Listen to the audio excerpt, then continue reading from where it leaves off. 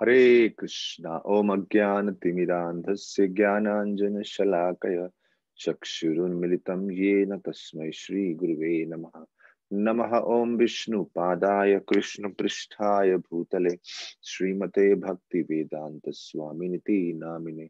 नमस्ते सारस्वते देवे गौरवाणी प्रचारिणे निर्विशेष शून्यवादी पाश्चात्यादेश तारिणे।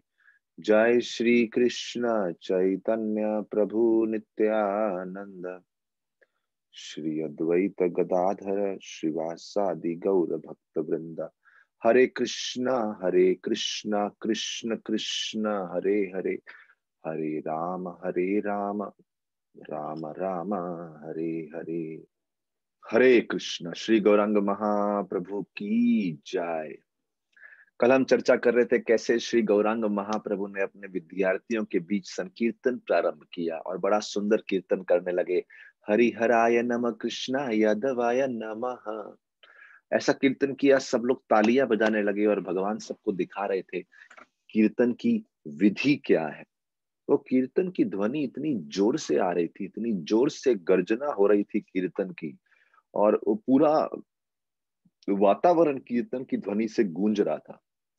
और उस ध्वनि के प्रभाव से नवद्वीप के जितने निवासी थे, वो काफी सारे भक्त वैष्णव उस स्थान पे आ गए जहां भगवान अपने विद्यार्थियों के साथ विराजमान थे।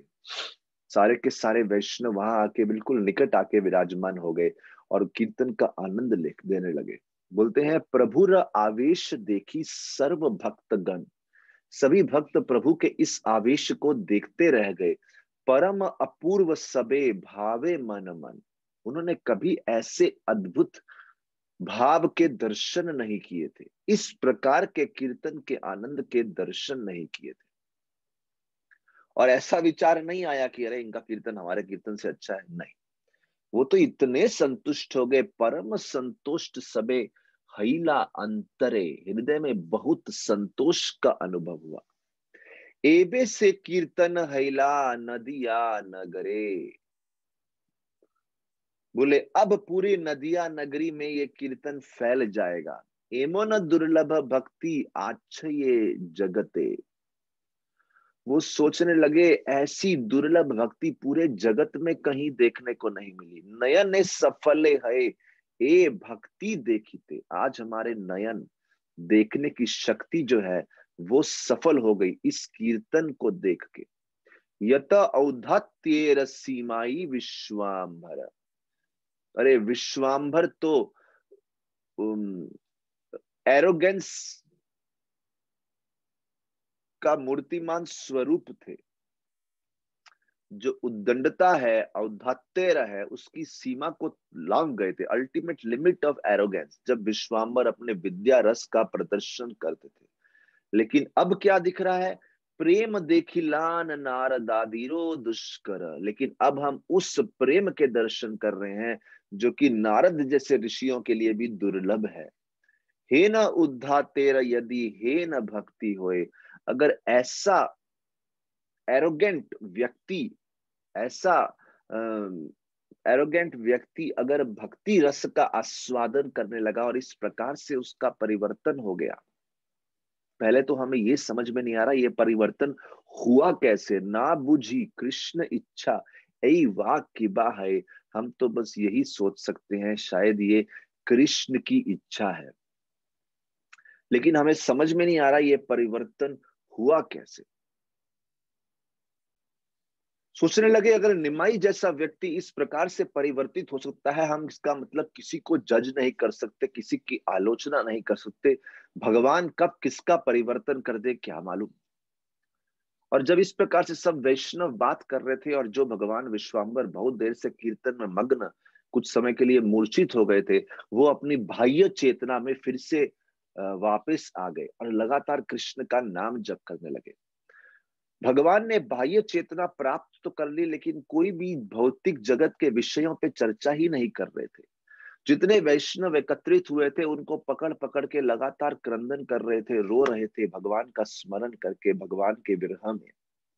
और सारे के सारे वैष्णव निमाई पंडित को, भगवान विश्वाम्बर को सांत्वना, संतोष पहुंचा रहे थे, उनको स्थिर कर रहे थे और बहुत आनंद का अनुभव करते हुए भगवान विश्वाम्बर को स्थिर करने के बाद सभी वैष्णव वहां से प्रस्थान किए।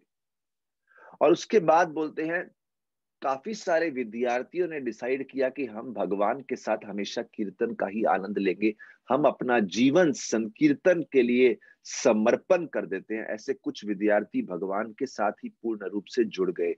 कोन कोन पड़ुयाय सकल प्रभुर संगे, उदासीन पथ लई ले प्रभु रंगे। उदासीन पथ को धारण कर लिया। इस प्रकार से जब महाप्रभु ने अपने इस लीला का प्रदर्शन किया, भक्तों का दुख पूर्ण रूप से समाप्त हो गया। और इसके बाद अगली लीला प्रारंभ होती है, कैसे भगवान अद्वैताचार्य और श्रीवत्स ठाकुर के साथ प्रेम का आदान प्रदान करते हैं।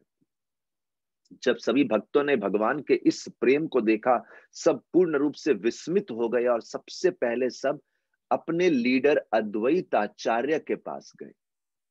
आपको तो स्मरण होगा, हम बात किए थे अद्वैत आचार्य कैसे सभी वैष्णवों में श्रेष्ठ माने जाते थे। उन्हीं के घर में सब कथा इत्यादि होती थी, विश्व रूप भी वहां कथा करते थे। और अद्वैत आचार्य अक्सर शालिग्राम जी की उपासना करते थे गंगा जल और तुलसी दल के माध्यम से। सब लोग अद्वैत आचार्य के घर पे पहुंच गए बताने के लिए कि नवद्वीप का सबसे बड़ा समाचार क्या है, और उनको बताया कि आज वो क्या कीर्तन के दर्शन करके आ रहे हैं। What they have suddenly seen today. अद्वैत इतने, देखिए अद्वैत was a very powerful person, very influential. वो अपनी भक्ति के प्रभाव से सब समझ गए और इमीडिएटली बोल दिए, हो ना हो ये साक्षात भगवान अवतार लिए। अद्वैत आचार्य की साधना भक्ति, उनकी तल्लीनता ऐसी थी, उनका भक्ति का प्रभाव ऐसा था, जैसे उनको समाचार मिला कि निमाई पंडित का ऐसा परिवर्तन हुआ है और वो ऐसे कीर्तन के भाव प्रदर्शित कर रहे हैं जो हमने कहीं पूरी दुनिया में नहीं देखा। अद्वैत आचार्य समझ गए ये कोई साधारण पंडित नहीं है, साक्षात भगवान अवतार ले लिए हैं। अवतारी आछे प्रभु जाने न सकल। क्योंकि हमेशा लोग सोचते तो थे ही कि निमाई बहुत विशेष व्यक्ति है, पता नहीं इनके प्रति आकर्षण क्यों होता है।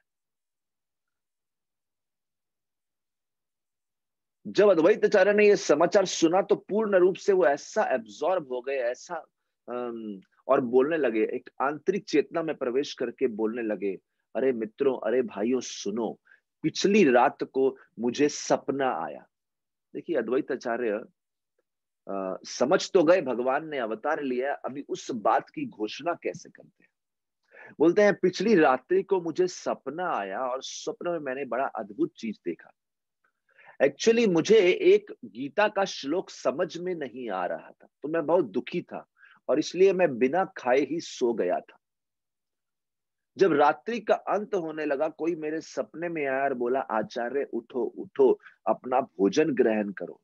मैं आपको उस श्लोक का मतलब समझाता हूं, लेकिन आप उठिए, खाइए और मेरी उपासना कीजिए। आप दुखी क्यों हैं? आप इतने दुखी क्यों हैं? अरे आपको तो सब कुछ मिल गया, ऐसा समझिए। आपकी प्रतिज्ञा अब पूर्ण, आपका जो व्रत है अब पूर्ण होने आया है। आपने जितने उपवास किए, जितनी उपासना की, वो सब अभी सिद्ध हो जाएंगे। आपने कृष्ण को पुकारते हुए जितने अपने नेत्रों से अश्रु बहाए हैं, मानो आज उनकी सिद्धि प्राप्त होने वाली है। आपने जितनी बार भगवान को दोनों हाथ ऊपर करके बार बार पुकारा है, मानो वो व्रत आज पूर्ण होने वाला है। आज वो सक्सेसफुल हो गया। इस बात को सुनो। स्वप्न में अद्वैत आचार्य बोल रहे हैं कि स्वप्न में मुझे ये सब दिखाई दिया, और स्वप्न में वो जो व्यक्ति मेरे सामने प्रकट हुए थे वो बोल रहे थे, कृष्ण का नाम अभी सभी दिशाओं में, सभी देशों में, सभी क्षेत्रों में, सभी प्रांत में, हर गांव में फैल जाएगा, हर घर में कृष्ण कीर्तन फैल जाएगा। और केवल ये मामूली कीर्तन नहीं होगा, बल्कि वो भक्ति जो ब्रह्मा जी के लिए भी दुर्लभ है, वो अब पूरी दुनिया को मिलेगी मेरी कृपा से। ऐसा, और वो बोले एक्चुअली आपकी कृपा से अद्वैत आचार्य, आपकी कृपा से। अद्वैत आचार्य की प्रशंसा करने लगे स्वप्न में वो व्यक्ति। और वो व्यक्ति अद्वैत आचार्य से स्वप्न में बोले सारे के सारे वैष्णव श्रीवास पंडित के घर पे सारे अद्भुत आध्यात्मिक साक्षात्कारों का अनुभव करेंगे। जब सारे वैष्णव श्रीवास पंडित के घर कीर्तन के लिए एकत्र होंगे, उनको टॉप मोस्ट स्पिरिचुअल रियलाइजेशंस का अनुभव होगा। ऐसे साक्षात्कार जो ब्रह्मा जी जैसे देवताओं में श्रेष्ठ, उनके लिए भी दुर्लभ है। देखिए, बार बार ब्रह्मा जी या शिव जी का नाम क्यों लेते हैं कि ब्रह्मा जी शिव जी सबसे श्रेष्ठ देवताओं में श्रेष्ठ हैं। वैसे चाहे ब्रह्मा जी और शिव जी की गणना टॉप मोस्ट वैष्णवों में की जाती है, लेकिन एक दृष्टिकोण से बता रहे हैं, जब यही देवता देव गद्दी पे बैठते हैं और व्यवस्थापन में लगते हैं तो किसी को लगेगा ये सबसे बड़े लीडर हैं। लेकिन भगवान बता रहे हैं, इस समाज में, इस दुनिया में कोई बड़ी भौतिक गद्दी प्राप्त करने से भगवान को प्राप्त नहीं कर सकते। उसके बाद वो व्यक्ति स्वप्न में बोले, इसीलिए क्योंकि अब ये सब सिद्ध होने वाला है, अभी आप उठिए, अपना उपवास अंत कीजिए, भोजन प्राप्त कीजिए। मैं इस समय प्रस्थान करता हूं, लेकिन आप अपना भोजन ले लीजिए, उसके बाद सही समय पे मैं प्रकट होऊंगा।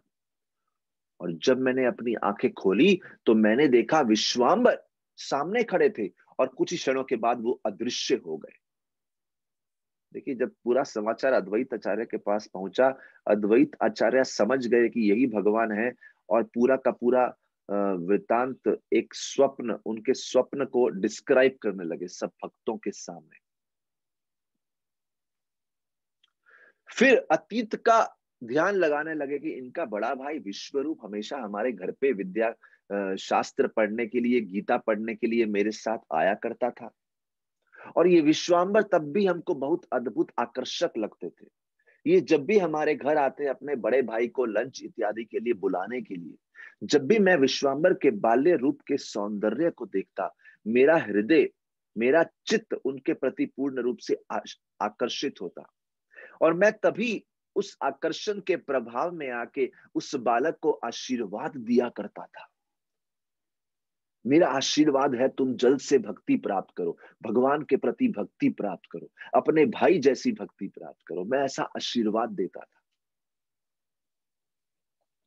और ये जो है बहुत ही एरिस्टोक्रेटिक फैमिली से, मैं सोचता था ये तो बहुत ही एरिस्टोक्रेटिक ऊंचे परिवार से हैं, बहुत उच्च कुल से हैं। उनकी माता जो है नीलांबर चक्रवर्ती की पुत्री है, साथ ही साथ बहुत बड़े स्कॉलर भी हैं, पंडित हैं, साथ ही साथ बहुत सारे अच्छे गुण भी हैं उनमें।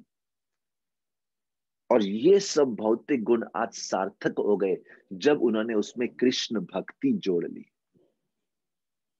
जैसे एक उदाहरण देते हैं, बहुत सारे शून्य, लेकिन जब उनके सामने एक लगा दो तो सभी शून्य का महत्व बढ़ जाता है।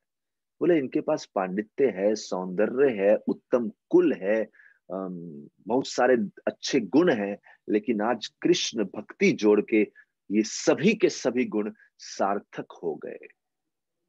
मैं बहुत प्रसन्न हुई ये समाचार सुन के। कृपया आप सब भी उनको आशीर्वाद दो। आशीर्वाद दो, क्या आशीर्वाद दो? ये आशीर्वाद दो, सबको आशीर्वाद दो कि पूर्ण रूप से कृष्ण कृपा निमाई पंडित के द्वारा पूरे विश्व में फैल जाए। निमाई पंडित के द्वारा पूरे विश्व में कीर्तन का रेवोल्यूशन हो जाए, और उस कीर्तन का प्रचार इस तीव्रता से हो जाए कि पूरे विश्व से वैष्णव निमाई पंडित इस ब्राह्मण के घर पे आए। और अद्वैत आचार्य ऐसी बात का वर्णन करते करते ऐसे एक्सटेसी में चले गए, ऐसे भावावेश हो गए, जोर से गरजने लगे, और सारे के सारे वैष्णव जय जय करने लगे। सब के सब हरि के नाम का कीर्तन करने लगे, जोर जोर से, हरि हरि हरि हरि। और ऐसा कीर्तन हो रहा था मानो कृष्ण साक्षात उस कीर्तन में निवास कर रहे हैं, प्रकट हो गए हैं। और तभी सब भक्तों ने अद्वैत आचार्य को प्रणाम किया और हरि का नाम जप करते हुए वहां से प्रस्थान किया। तो इस प्रकार से अद्वैत आचार्य को समाचार पहुंच गया। इसके बाद बताते हैं भगवान का पूरे समाज में कैसा बर्ताव, कैसा व्यवहार हो रहा था उन दिनों में। बोले, भगवान नवद्वीप में जहां भी जाते बड़ी नम्रता से सबको सम्मान करते, सबके साथ बहुत ही नम्रता से बातचीत करते, बड़े आदर सम्मान के साथ। जब सुबह गंगा जी के तट पे स्नान करने जाते तो वहां पे बहुत सारे वैष्णवों को मिलते थे मार्ग में। और जैसे ही वो देखते श्रीवास और बाकी वरिष्ठ भक्त वहां पे अपना दैनिक कार्य इत्यादि कर रहे हैं, तो उन भक्तों को प्रणाम करते और भक्त भी विश्वाम्बर को आशीर्वाद देते और बोलते, आपकी भक्ति और प्रगाढ़ हो और प्रगाढ़ हो, नाम जप करते रहो और कृष्ण का नाम श्रवण करते रहो। कृष्ण शुनः श्रवणे मुखे कृष्ण बल, कृष्ण शुनः श्रवणे। हे सब भक्त बोलते, अगर आप कृष्ण की उपासना उत्साह से करेंगे तो सब कुछ सक्सेसफुल हो जाएगा, सफल हो जाएगा। लेकिन कृष्ण की उपासना नहीं करेंगे तो आपका सौंदर्य और विद्या व्यर्थ ही रह जाएंगे। कृष्ण ही जगत के पिता हैं, माता हैं, सबके प्राण धन हैं। आप दृढ़ता से, डिटर्मिनेशन से कृष्ण के चरणों में स्थित हो जाओ।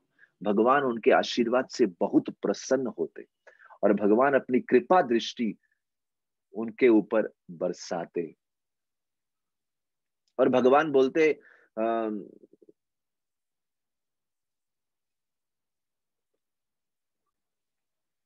और बोलते भगवान इतने उनको कृतज्ञता अर्पण करते, बोले आपके आशीर्वाद से ही मुझे भक्ति स्फुरित हो रही है। हमेशा आप मुझे स्मरण कराते रहते हैं कैसे मुझे अपने भक्ति कार्यों के प्रति पूर्ण रूप से केंद्रित और सचेत रहना चाहिए, कॉन्शियस रहना चाहिए। आपका बहुत बहुत धन्यवाद। शास्त्रों में सही लिखा है, वैष्णवों की कृपा से ही व्यक्ति के हृदय में भक्ति प्रकट होती है, भक्ति उत्पन्न होती है। और इस प्रकार से बहुत बहुत धन्यवाद करते, बहुत विनम्रता से वैष्णवों को सम्मान करते और उनके आशीर्वाद के लिए कृतज्ञता अर्पण करते। अगर देखते कोई व्यक्ति अपना कपड़ा धो रहे हैं उधर, तो वहां पे वो उनका कपड़ा अच्छे से धो के निकाल के अच्छे से सुखा के तैयार करके देते और उनकी धोती उनके हाथ में दे देते। अगर कोई घास इत्यादि एकत्रित कर रहे हैं यज्ञ के लिए, पूजा के लिए, तो उनकी सहायता करते। गंगा की मिट्टी इकट्ठा करने में सहायता करते।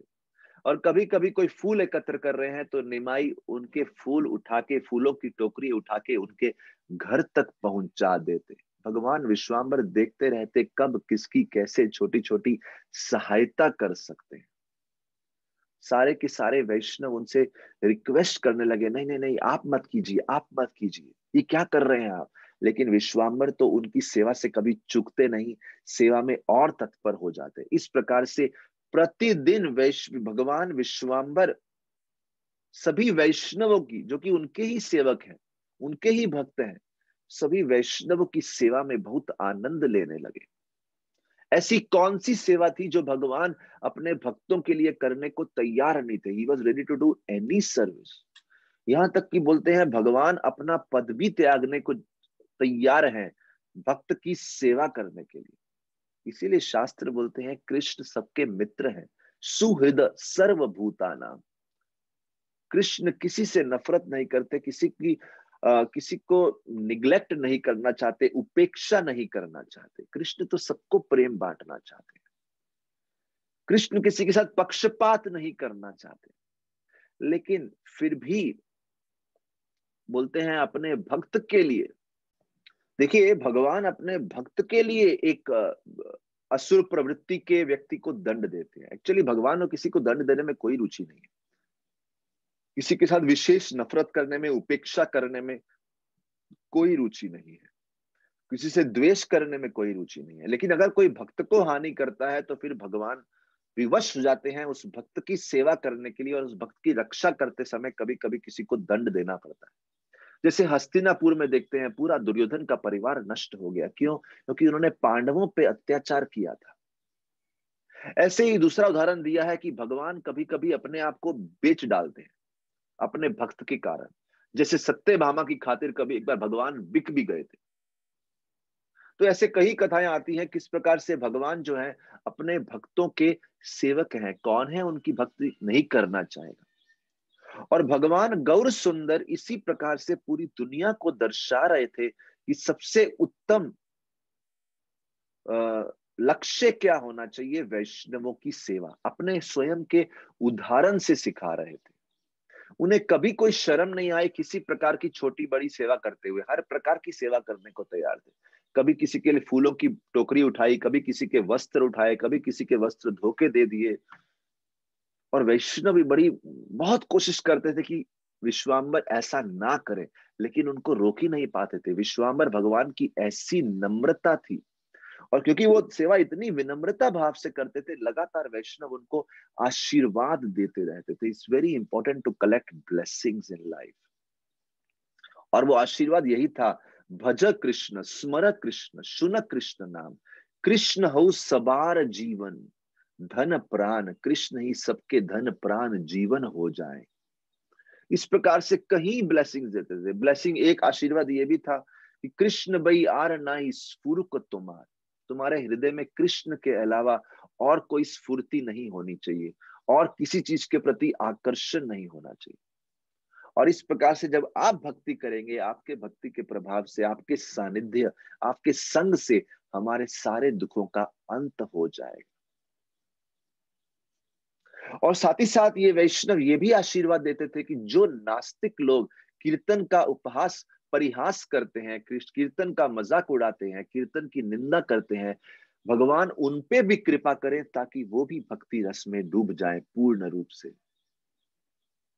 बोले जैसे आपने पूरे विश्व को अपने विद्या रस के प्रदर्शन से हरा दिया, अपने पांडित्य से हरा दिया, हमारी ये इच्छा है कि आप इन नास्तिकों को भी पूर्ण रूप से हरा दो कृष्ण की उपासना में लगा के।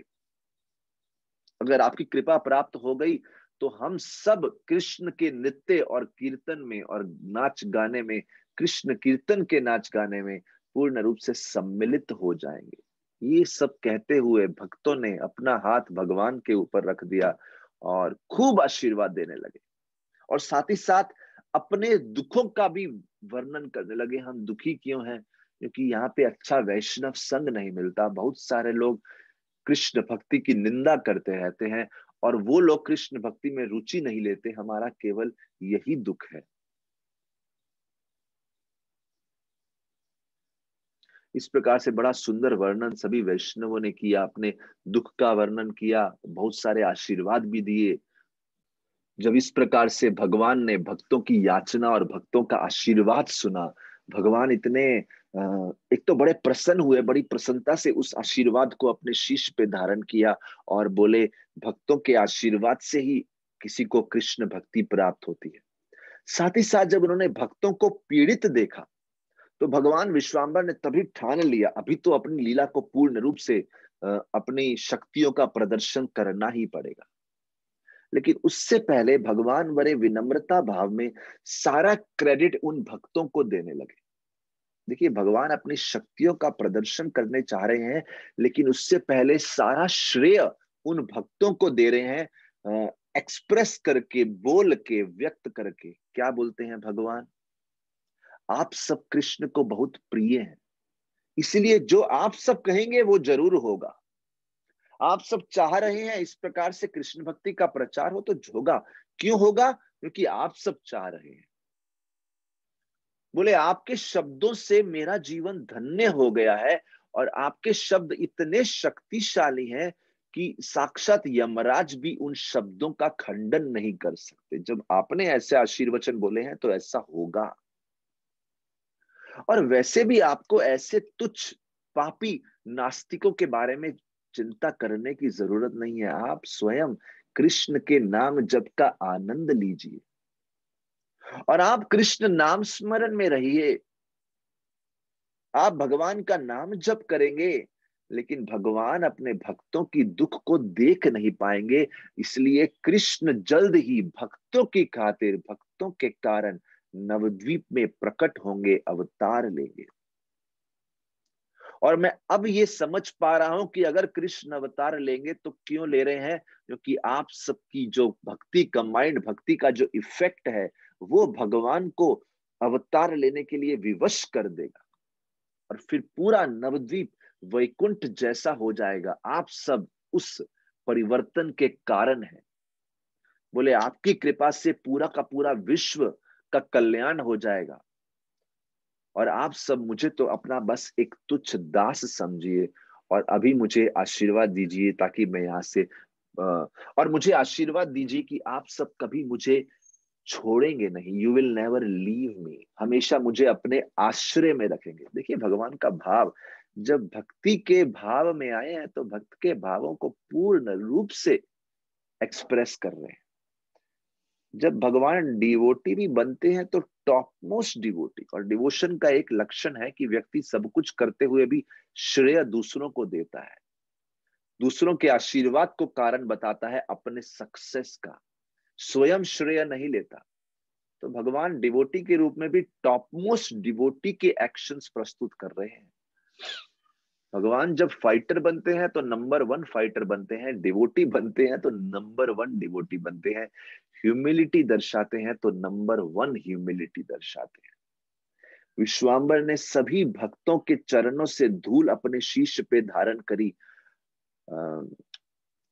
और उसके बाद सभी भक्त गंगा जी के तट पे स्नान किए और उसके बाद अपने अपने घर चले गए। भगवान भी मुस्कुराते हुए अपने घर चले गए। भगवान चिंतन करने लगे, मेरे भक्त कितने दुखी हैं नास्तिकों के प्रभाव से।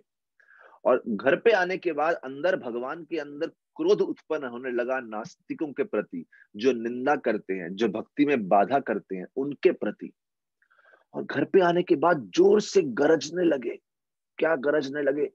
संहारिमु सबा, मैं सबका संहार कर दूंगा। I will kill them, I will kill them, I will kill them.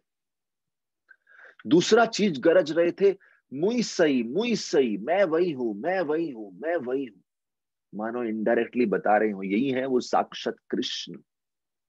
कभी कभी जोर से हंसने लगते, कभी कभी जोर से रोने लगते, और कभी कभी बहुत जोर से पृथ्वी पर गिरते और मूर्छित हो जाते। और इस प्रकार से भगवान पूर्ण रूप से विष्णु के भाव में प्रवेश कर गए थे, और विष्णु के भाव मानो साक्षात विष्णु की शक्तियां प्रदर्शन करना चाहते हैं और भक्त की रक्षा करना चाहते हैं।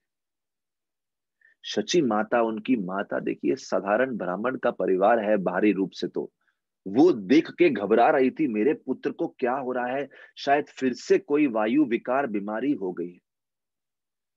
शची के जीवन में तो केवल एक ही धन था उसका, उनका अपने पुत्र के प्रति प्रेम, सेवा करना, बस वही धन था उनका। तो वो सबको बताने लगी, अरे देखो देखो मेरे पुत्र को क्या हो गया, बहुत व्याकुल होते जा रहा है, इस प्रकार से क्या क्या बोलता रहता है, मुई सही, सम्हारी मुंह, मैं मार डालूंगा, मैं वही हूं, मैं वही हूं। पहले मेरे विधाता ने मेरे पति को, मेरे पुत्र को भी छीन लिया, बड़े पुत्र को, अभी एक पुत्र रह गया है, मेरा एकमात्र सहारा, देखो ना उसकी क्या हालत हो रही है। मैं तो उसके मन के विकारों को समझ नहीं पा रही, कभी हंसता है, कभी रोता है, कभी घंटों घंटों तक मूर्छित पड़ा रहता है, और कभी कभी अपने आप से बातें करता रहता है, और कभी कभी बोलता है मैं नास्तिकों का सर फाड़ डालूंगा, नास्तिकों का सर फोड़ डालूंगा, छिंदो छिंदो पाषण निरम माथा। और कभी कभी एक पेड़ पे चढ़ जाता है और एक शाखा के ऊपर जाके बैठ जाता है, he goes and sits on A branch, अपनी आंखें पूर्ण रूप से बंद करके बैठ जाता है, और वहां से कभी कभी जोर से जमीन पे गिरता है, और कभी कभी अपने दांतों से अनेक प्रकार की आवाज निकालता है, दंत कड़ा मड़ करी, ग्नैशेस हिज टीथ। और कभी कभी अपनी कमर पे ऐसा वस्त्र बांध लेता है जैसे कि अपनी कमर बांध के, और जैसे कुश्ती करने जा रहा हो और किसी को मारने जा रहा हो। और कभी कभी तो बहुत समय तक मौन पड़ा रहता है, एक शब्द मुंह से नहीं बोल पाता। जब माता ने ऐसे लक्षणों का वर्णन किया, सभी लोग आ गए और देख रहे हैं और समझ नहीं पा रहे क्या समझना चाहिए इसका। क्योंकि भगवान निवाई देखिए भक्त के रूप में आए हैं, लेकिन अपने विष्णु शक्ति के वेग को रोक नहीं पा रहे, जब देख रहे हैं मेरे भक्त दुखी हैं। He is not able to control, he is not able to hide himself, अपने आप को छुपा नहीं पा रहे, वो नास्तिकों का नाश करना चाहते हैं। सब लोग सोचने लगे कुछ तो वायु विकार बीमारी हो गई है, कुछ साइकेट्रिक प्रॉब्लम है, कुछ पागलपन हो गया है। कुछ लोग बोले अरे इनको बांध के रखना चाहिए, समाज के लिए बड़े हानिकारक है। और कुछ लोग जोर जोर से हंसने लगे और मजाक उड़ाने लगे, बोले ये क्या है, दूर भाग गए। सोचने लगे ये तो किसी प्रकार की मानसिक बीमारी हो गई है। और सची माता को भी साइड में किया और उनको शांत किया, शांत किया। देखो पुरानी कोई बीमारी फिर से जागृत हो गई है, शांत रहो, चिंता मत करो, कुछ तो इलाज करेंगे। आपको याद नहीं पहले भी कभी ऐसा हुआ रहेगा, ये वापस से वही पुरानी बीमारी आ गई। इनके दोनों हाथ दोनों पांव बांध के घर के अंदर रखो इनको, इनको कुछ नारियल पानी पिलाओ केवल, और कुछ मत पिलाओ, ये शांत हो जाएंगे। किसी ने बोला अरे नारियल पानी तो बहुत मामूली चीज है, उससे क्या होगा, बीमारी तो बड़ी भयंकर है। इनको तो बहुत ही हैवी प्रकार का अच्छे से मेडिकेटेड घी, एक स्पेशल प्रकार का घी लगेगा, उस घी से जब इनकी मालिश करेंगे, इनको वो घी से इलाज करेंगे तभी कुछ इलाज होगा। बोले इनको लगातार वो घी और एक स्पेशल ऑयल होता है, उससे इनके शीश की मालिश करते रहो, तब जाके ये ठीक होंगे। लगातार इनका संवाहन करो उस वस्तु से। सची माता तो जगत माता है, जैसा जैसा जो जो बोलता वो फॉलो करती, क्योंकि उनको तो है कैसे तो पुत्र को ठीक करो, कोई बोले ये इलाज करो, कोई बोले ये इलाज करो, वो इलाज करो, and she was just doing whatever needs to be done. चिंता या व्याकुल, अनेक चिंता से व्याकुल हो गई सची माता, किछु नहीं जाने, वो जानती नहीं थी क्या करे। गोविंद शरण लैला काय वाक्य माने, उनको तो इतना मालूम था, सब इलाज करती जा रही थी और साथ ही साथ भगवान गोविंद को हृदय में बार बार प्रणाम करती, अपने तन मन वाक्यों से भगवान की सेवा करती और बोलती मेरे पुत्र की रक्षा करो, मेरे पुत्र की रक्षा करो। उनको क्या मालूम वही गोविंद यहाँ पे निमाई के रूप में विराजमान है। जब ऐसे समाचार फैल गया पूरे नवद्वीप में कि इस प्रकार की बीमारी उत्पन्न हो रही है उनके शरीर में, वहां पे श्रीवास ठाकुर पहुंच गए और श्रीवास पंडित पहुंच गए। उन्होंने जैसे ही श्रीवास पंडित आए, अभी वो महान वैष्णव के रूप में प्रसिद्ध थे, तो भगवान विश्वामित्र तभी उसी क्षण उठ गए और प्रणाम किया। उन्होंने एक भक्त को प्रणाम किया, देखा वैष्णव घर पे आए हैं, प्रणाम करना चाहिए। देखिए जब भी भगवान किसी वैष्णव को देखते थे, उनके हृदय में ऐसे भक्ति की भावनाओं का मंथन होता था, ऐसा एक वेग उठता था भक्ति की भावनाओं का, पूरे शरीर पुलकित होता, रोमांच होता, नेत्रों से अश्रु प्रवाह होते, पूरा शरीर एक एक अंग कंपन होने लगता आनंद के मारे, और भगवान के प्रति एक विशेष आकर्षण का अनुभव करते वैष्णवों के सानिध्य से। जब श्रीवास ठाकुर आए तो उस समय भगवान तुलसी की प्रदक्षिणा कर रहे थे, लेकिन श्रीवास ठाकुर को देखते ही अनकॉन्शियस हो गए, ऐसे आनंद में प्रवेश कर गए, इतना आनंद एक वैष्णव को देखने का। कुछ समय बाद भगवान बाह्य चेतना को प्राप्त किए, फिर से जब पुनर्जागृत हो गए तो बहुत जोर से रोने लगे। ऐसा शिवरिंग हो रहा था, ऐसा तीव्र कंपन था उनके शरीर में, अपने आप को स्थिर नहीं रह पा रहे थे, ऐसा कुछ अंदर ऐसी भावनाएं मंथन हो रही थी उनके हृदय में। भगवान विष्णु भी हैं, भक्तों की रक्षा करना चाहते हैं, असुरों को मारना चाहते हैं, लेकिन साथ ही साथ कृष्ण भक्ति का प्रचार करना चाहते हैं, कृष्ण भक्ति का स्फूर्तियों का आनंद ले रहे हैं। तो ऐसा so many emotions in the heart. Shrivas Pandit जैसे बोलते हैं ना, it takes one to know one. Shrivas Pandit तो साक्षात नारद मुनि है। उन्होंने जैसे ये अद्भुत दृश्य देखा, वो देखते ही बोल दिया अरे कौन मूर्ख है जो बोलता है ये बीमारी है, कौन मूर्ख है जो बोलता है ये साइकेट्रिक इलनेस है, ये मैडनेस है। जो बोलता है वही मैड है। कौन बोलता है ये वायु विकार है। अरे ये तो भक्ति की परम अ, अवस्था है। This is the highest stage of devotion. जब भगवान को होश आया सडनली और वो बिल्कुल बाह्य चेतना में नॉर्मल हो गए, श्रीवास पंडित से पूछने लगे, सब लोग बोल रहे हैं मैं बीमार हूं, मुझे वायु विकार है, आप क्या सोचते हैं मेरे बारे में। कोई बोलता है कि मुझे हाथ पांव बांध के घर में रखना चाहिए, मैं किसी के लिए हानि कर सकता हूं, प्लीज बाइंड मी, आप क्या सोचते हैं मेरे बारे में। श्रीवास पंडित मुस्कुराए और बोले, अरे आपकी मैडनेस तो बहुत अच्छी है। हास्य बोली श्रीवास पंडित, भाल वय, ये तो बहुत अच्छी बात है।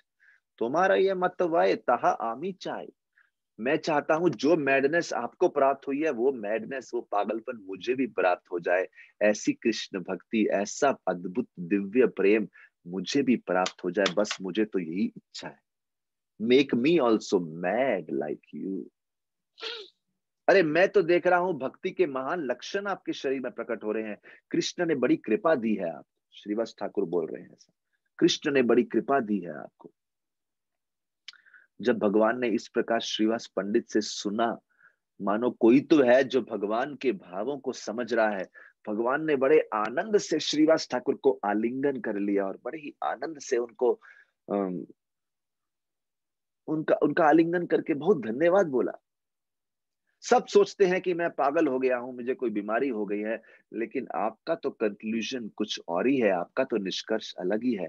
इसलिए मैं आपके प्रति बहुत कृतज्ञ हूं।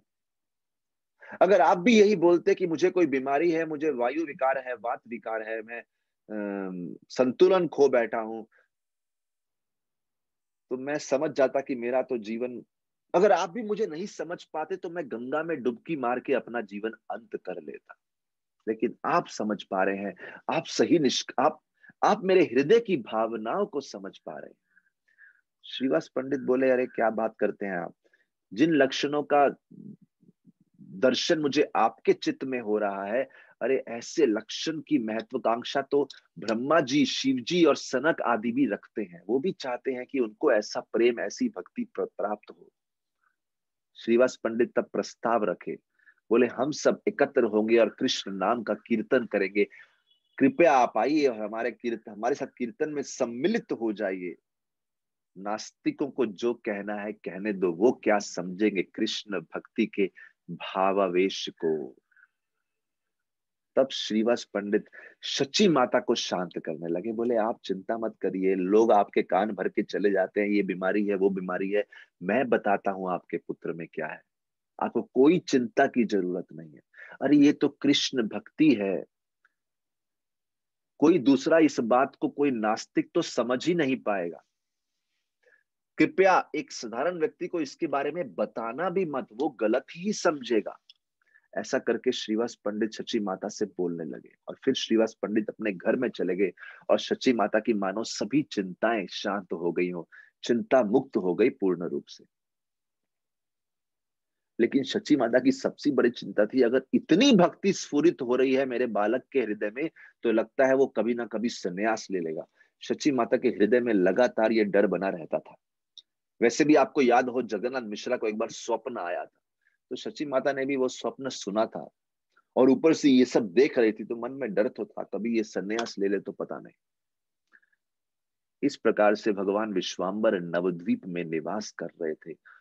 लोग उनको पहचान नहीं पा रहे थे, नास्तिक अनेक प्रकार के कमेंट पास कर रहे थे और भक्त लोग धीरे धीरे पहचान रहे थे और बोल रहे थे कि विश्वाम्बर को अद्भुत कृष्ण कृपा प्राप्त हुई है। लेकिन अभी तक पहचान नहीं पा रहे थे कि ये साक्षात भगवान है। तो इस प्रकार से सची माता के घर श्रीवास पंडित का आना और उनकी चिंताओं को शांत करना। इससे अगली कथा आती है, एक बार भगवान विश्वाम्बर ने सोचा मैं गदाधर पंडित के साथ अद्वैत आचार्य से मिलने जाऊंगा। तो अभी समय आ गया अद्वैत आचार्य से मिलने का। और जब वो अद्वैत आचार्य के पास आए और भगवान विश्वाम्बर और गदाधर पंडित, गौर गदाधर, उन्होंने देखा अद्वैत आचार्य बैठे हैं और गंगा जल और तुलसी पत्तों से भगवान की उपासना कर रहे हैं। और जैसे ही ये दोनों आए, अद्वैत आचार्य ने अपने हाथ उठाए और जोर से बोले हरि हरि, और इतने भाव विभोर हो गए, इतने भावावेश हो गए, वेट कर रहे थे उनको सही समय कब मिलेगा जब भगवान उनसे मिलेंगे।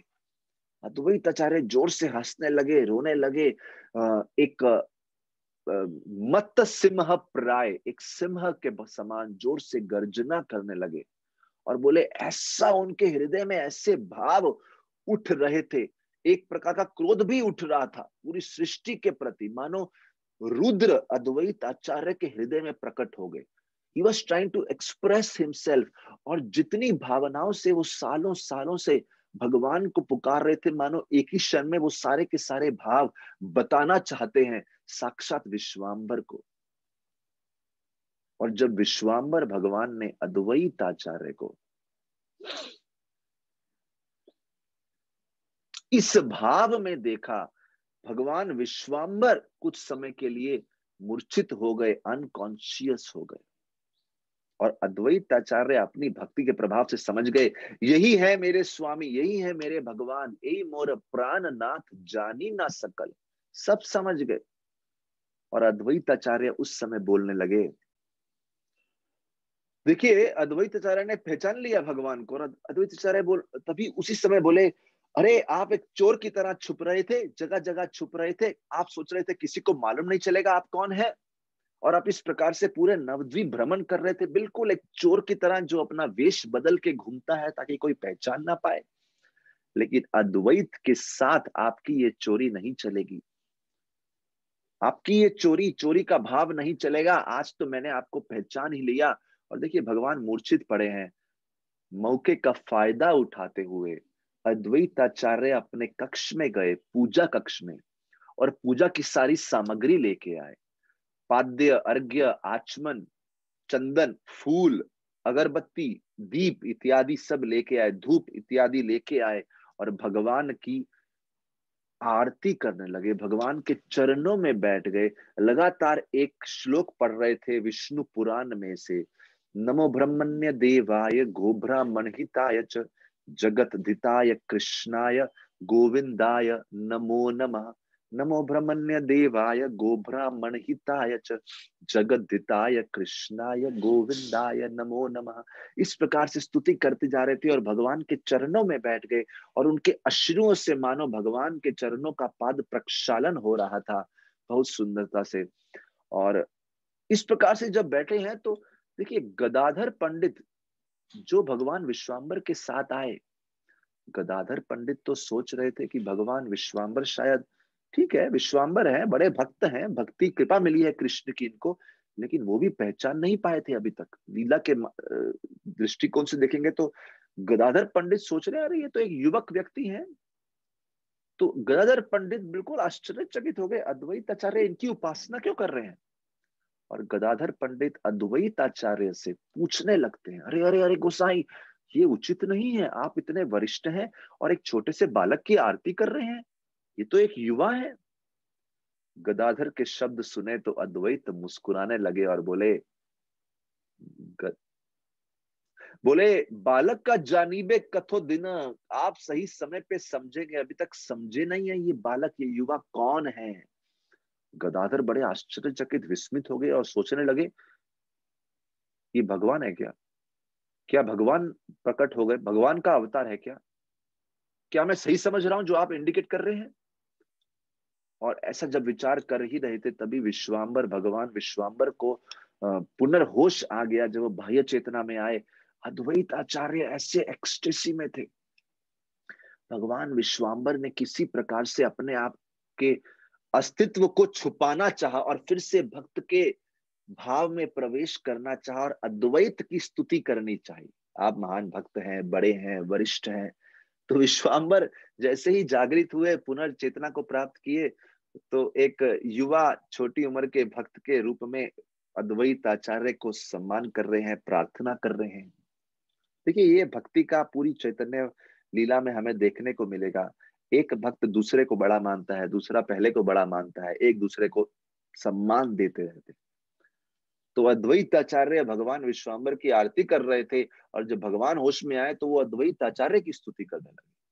यहाँ तक कि भगवान विश्वाम्बर ने अद्वैत आचार्य को प्रणाम किया, अद्वैत आचार्य की चरणों की धूल अपने शीश पे धारण करी, और अपने आप को अद्वैत आचार्य के प्रति समर्पित कर दिया, और बोलने लगे, हे महाशय, मुझे अपने शरणागति में स्वीकार कीजिए। मैं आपको बिलोंग करता हूं, जानी है निश्चय तोमार से आमी, मैं आपका हूं। और बोलने लगे, आज मेरा जीवन सक्सेसफुल हो गया है, आपको देख के सिद्ध हो गया है। केवल आपकी कृपा से तो मैं कृष्ण का नाम जप कर रहा हूं, जो कि आप पूरे समाज के लिए प्रार्थना करते हैं, उस प्रार्थना के प्रभाव से मेरे हृदय में भक्ति स्फुरित हो रही है। केवल आपका आशीर्वाद मिले तो ही मेरा संसार बंधन नष्ट हो सकता है, क्योंकि कृष्ण आपके हृदय में सदैव विराजमान रहते हैं। और इस प्रकार से भगवान स्वयं अद्वैत आचार्य की महिमा गान करने लगे। अद्वैत अभी अद्वैत विचार कर रहे हैं, अद्वैत मुस्कुराते हुए बोलने लगे, अरे मेरे लिए तो आप ही सबसे श्रेष्ठ हैं। मेरी तो इच्छा है मैं हमेशा यहाँ पे रहूं और कृष्ण कथा का, कृष्ण लीला का स्मरण करता रहूं और आपके साथ चिंतन करता रहूं। सभी वैष्णवों की बहुत इच्छा है कि वो आपको इस रूप में देखें और आपके साथ कृष्ण नाम जप करें। ऐसा अद्वैत आचार्य भगवान विश्वाम्भर को बोलने लगे।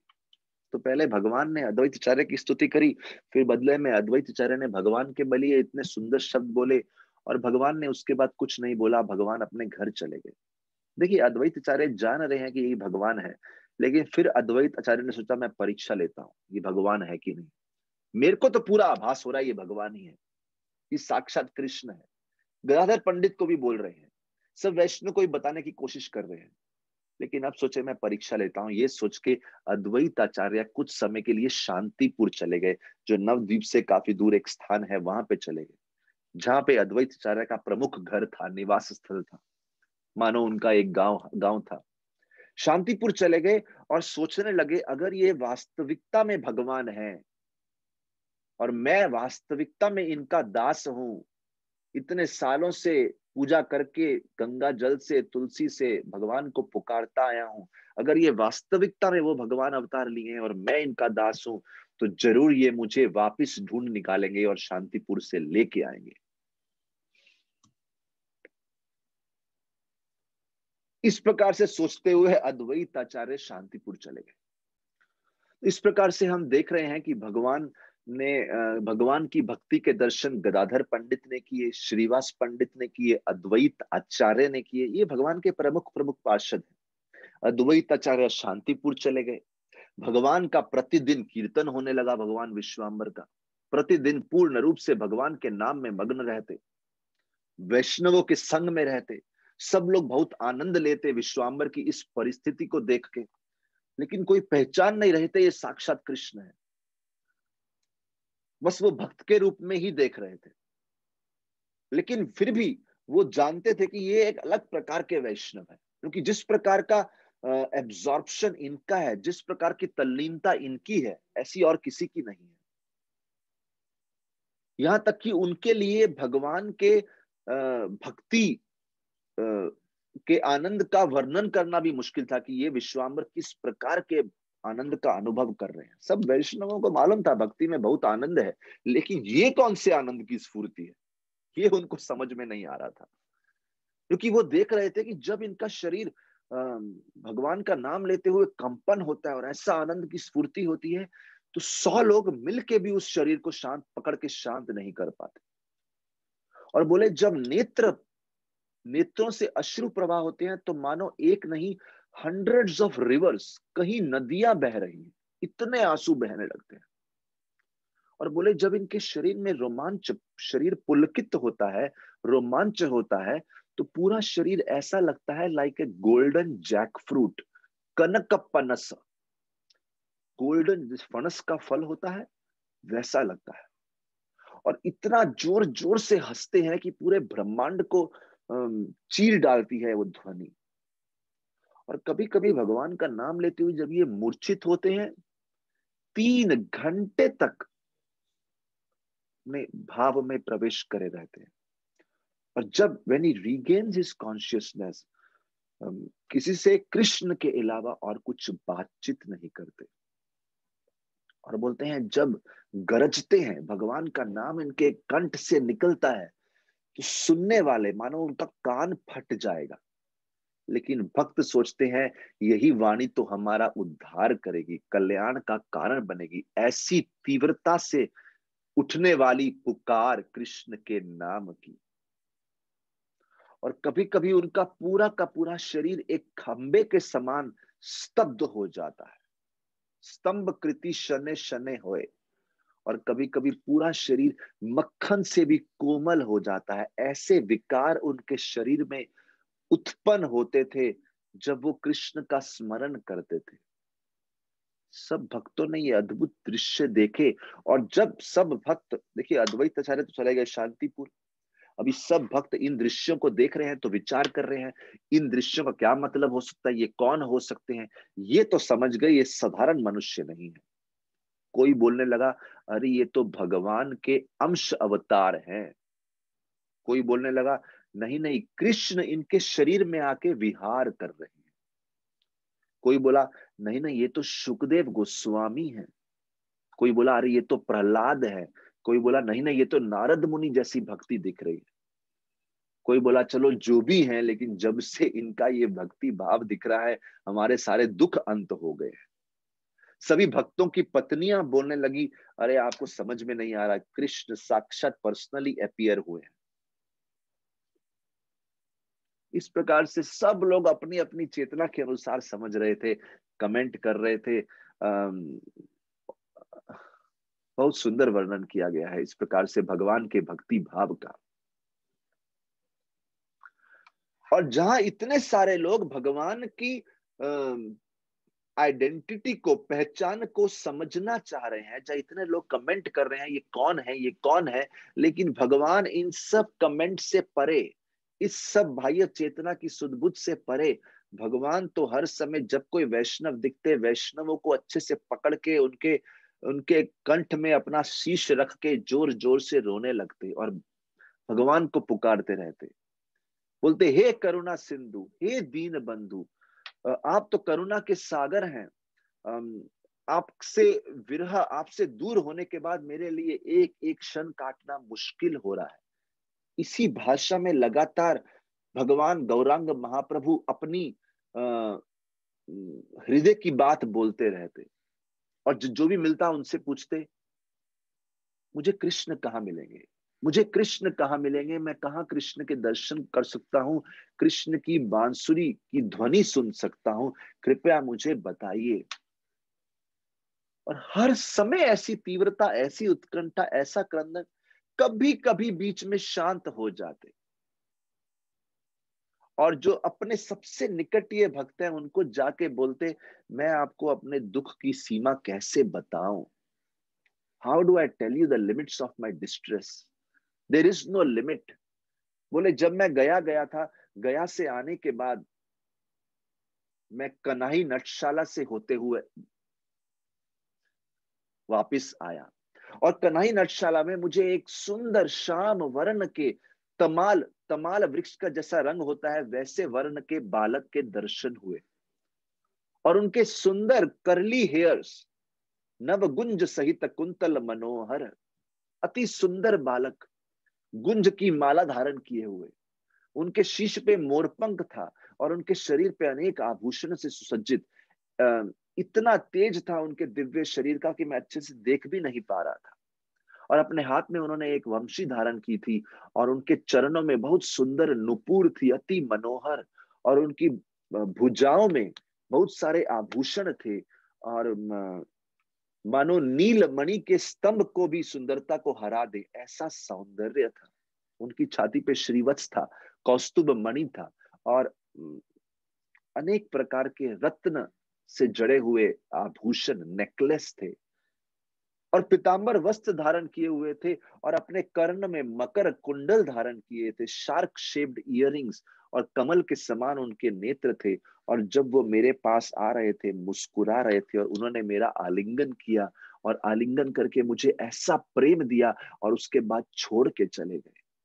जब से मैंने उस बालक के उस प्रेम का अनुभव किया है, मैं अपने आप को स्थिर नहीं कर पा रहा, मेरी व्याकुलता बढ़ती जा रही है, मुझे फिर से उस बालक के दर्शन कर रहे हैं। इस प्रकार से भगवान गौर सुंदर लगातार कृष्ण के स्मरण में मग्न हो गए थे, बार बार मूर्छित होते जा रहे थे।